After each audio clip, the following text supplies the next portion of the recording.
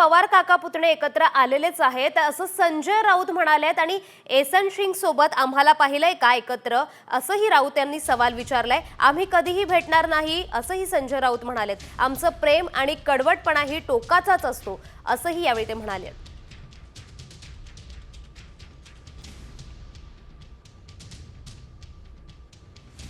ते एकत्र आलेलेच आहेत ना। आम्ही आतापर्यंत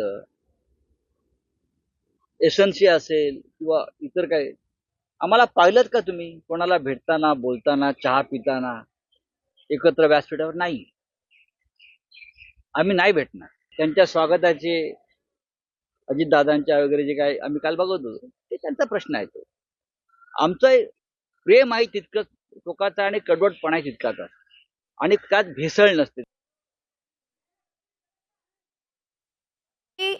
आणि कडवटपणा ही टोकाचाच असतो असं संजय राऊत म्हणाले आहेत। पुण्यात पवार काका पुतण्यांची भेट पार पडते आणि त्यावरच संजय राऊतांनी आता ताशेरे ओढलेले दिसतायत। एसन सिंग सोबत आम्हाला पाहिलंय का एकत्र कधी असाही सवाल त्यांनी केलेला आहे। आम्ही कधीही भेटणार नाही असं संजय राऊत म्हणाले।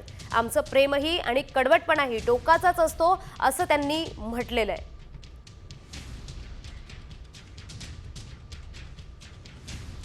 तर राज ठाकरे आणि उद्धव ठाकरे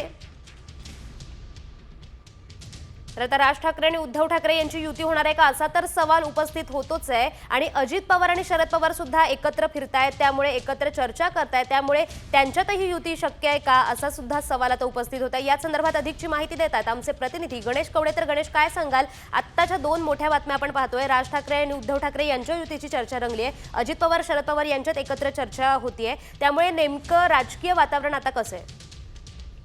नक्कीच गेल्या काही दिवसापासून तर बघितलं असेल तर शरद पवार आणि अजित पवार वेगवेगळ्या कार्यक्रमामध्ये एकाच व्यासपीठावर एकत्र पाहायला मिळालेले आहेत आणि त्यांमध्ये चर्चा देखील होताना पाहायला मिळाल्या। आज देखील एका कार्यक्रमामध्ये शरद पवार अजित पवार एकत्र आहेत, तर दुसरीकडे मनसे अध्यक्ष राज ठाकरे यांनी देखील आहे ते उद्धव ठाकरेंना साथ घातलेली आणि त्यानंतरून उद्धव ठाकरेंनी देखील त्याला प्रतिसाद दिलेला पाहायला मिळतोय। त्यामुळे दोघे मनसे आणि उद्धव ठाकरे यांच्यामध्ये युती होते का हा देखील प्रश्न निर्माण झालेला आहे। आणि दुसरीकडे आता शरद पवार आणि अजित पवार वारंवार एका कार्यक्रमामध्ये एकत्र दिसून आल्यामुळे त्यामध्ये देखील सूत जुळलंय का, कारण की अजित पवार यांनी देखील आहेत ते शरद पवारांची कमी आहे ती भासते हे देखील वक्तव्य बोलून दाखवलं होतं। त्यामुळे त्या दोघांमध्ये देखील पुन्हा एकत्र येतात का अशी देखील चर्चा आहे ती रंगलेली आहे। त्यामुळे आगामी राजकारणामध्ये पुन्हा काही पैलू बदलतात का हे देखील पाहणं गरजेचं आहे। जी, धन्यवाद गणेश दिलेल्या या सविस्तर माहितीबद्दल।